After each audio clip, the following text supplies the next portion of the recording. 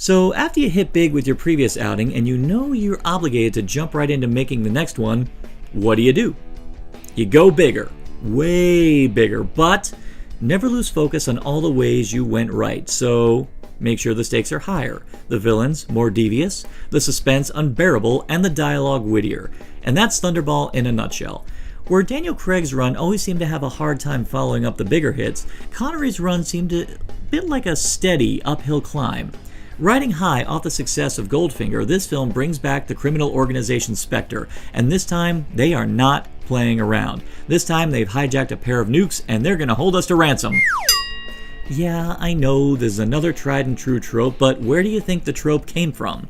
There was little to no precedent for this type of story when Thunderball was written, and while many action films have done this bit to death with varying degrees of success, I will still confidently say that Thunderball is still one of the best. The action is varied and peaks with an incredible underwater battle scene that in itself leads to a fast-paced mano-a-mano brawl on a speeding yacht. One of the things I find actually quite refreshing about Thunderball is that it doesn't sacrifice anything for the sake of keeping up the pace. The film takes its time when it needs to. It never sacrifices essential plot development with the worry that audiences are getting squirmy in the seats. Not that it really needs to worry about that sort of thing, because the plotting on this movie is still absolutely tight and never wavers at any point.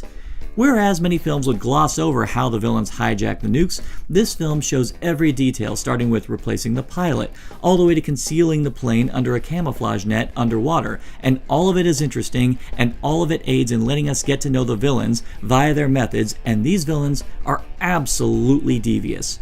Going up the totem pole.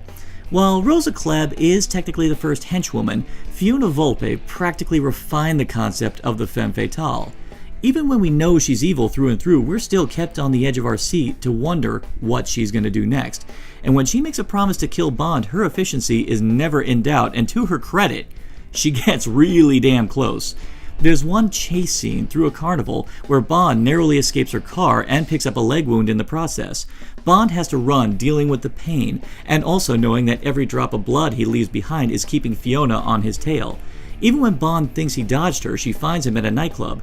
And while I won't tell you how Bond dodges death in this scene, suffice to say, she doesn't make it easy. And then there's the big fish. Emilio Largo is a very commanding presence. You can tell what kind of man you're dealing with when he barely bats an eye, raises an eyebrow, while his colleague is getting electrocuted only a few seats away from him.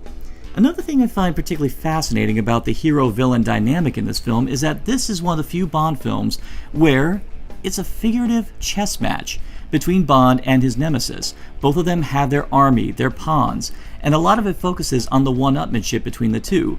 Where Bond has Felix, Paula, and Q, Largo has Count Lippi and Fiona Volpe, and both sides utilize their assets to gain advantage over the other, which helps add a bit of nuance to a standard villain issues threat/hero stops them scenario.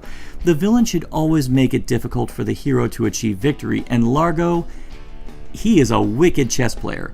A fine example of this is a sequence where Bond is breaking into Largo's villa. Largo's security blindsides Bond and he winds up in the pool. Largo commences to cover the pool in steel shutters and then follows it up by opening the passage between this pool and the adjoining shark tank. And now Bond has to dispose of a thug and dodge the man-eating sharks. On Bond's side, he needs to be one step ahead of Largo, and that's where Domino comes in. He knows that she lives in close quarters with Largo and is trusted by him, and Bond earns her confidence and trust, and which winds up being Bond's salvation right at the dead center of the climax. So, as you can see, as standard as Thunderball's plot is, through solid writing with interesting characters, it is possible to make the path from A to Z an unpredictable journey.